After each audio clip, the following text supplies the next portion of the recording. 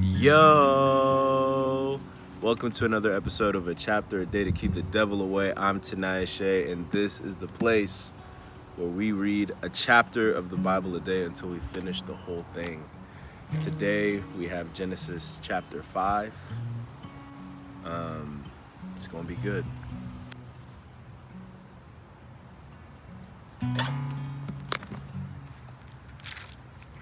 Oh no, my Bible's breaking. Tyndale, my Bible is breaking. The binding, I think, is ripped. I need. What do you need? A tailor. This is real. I need y'all. I need help. Send me a new Bible. Somebody, anybody, help me. YouVersion. I need a TLV Bible. I would love a replacement NLT Bible. Even with the binding messed up, this is gonna last me a long time, so I'm not super concerned. But if anybody wants to, I will take it. Please help a brother out. A quick recap from yesterday's chapter. God is calling us to subdue sin and master it, to resist its urges and the things that it calls us to do. And he's calling us to greater intimacy with himself. So answer the call. All right, Genesis chapter 5. The descendants of Adam.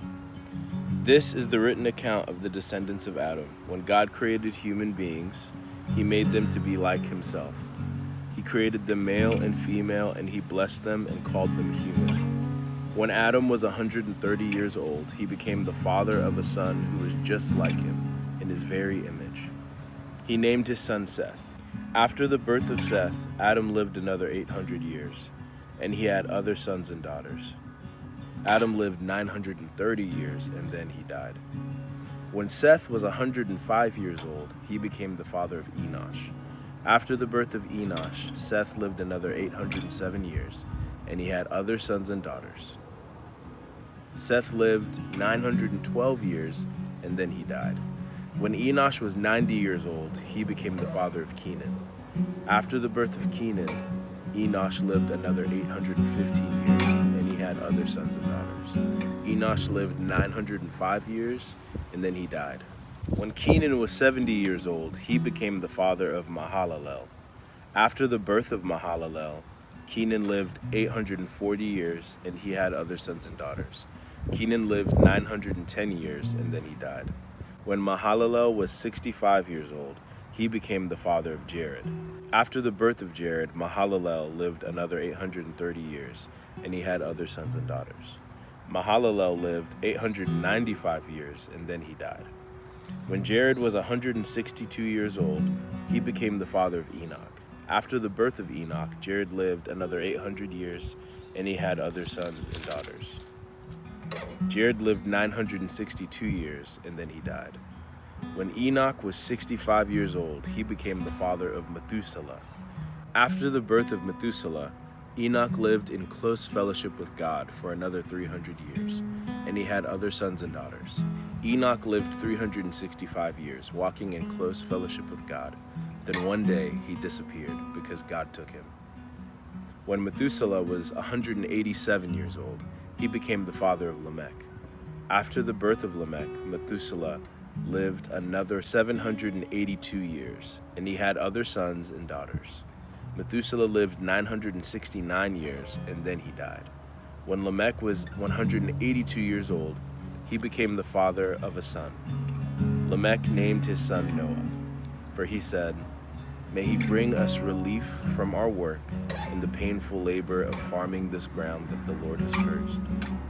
After the birth of Noah, Lamech lived another 595 years, and he had other sons and daughters. Lamech lived 777 years, and then he died. After Noah was 500 years old, he became the father of Shem, Ham, and Japheth. That was a quick one. Genealogies, man. Genealogies. My main takeaway from chapter 5. Genealogies must be important because God decided that they needed to be in there. And they are important. That'll come later. honestly, my takeaway is I want to be like Enoch. I want to live in close fellowship with God. I want to be known for that. I want to be a person who is known for his communion with the Father. And so I guess the takeaway is more of an aspiration for myself and an invitation to you and to all of us. Let us be people who are known for our communion with God, our fellowship with the Father. May we walk closely with him and become more like him each and every day. All right, that's all I got. Tyndale, YouVersion, help me out. The binding is coming apart, but the Bible is still staying strong because it's undefeated. So help me out. TLV would be dope. NLT is amazing. I enjoy this translation. I like this kind of leather feel. Again, big print. Big print, baby. Big Bible. Big Christian. That's me, so help me out. And yeah, we would just love the support. If you want to sponsor us, you know what I'm saying? Like, I'm on a 4-year journey right now, trying to read the whole Bible, one chapter at a time. So, thank you. Love y'all. Peace.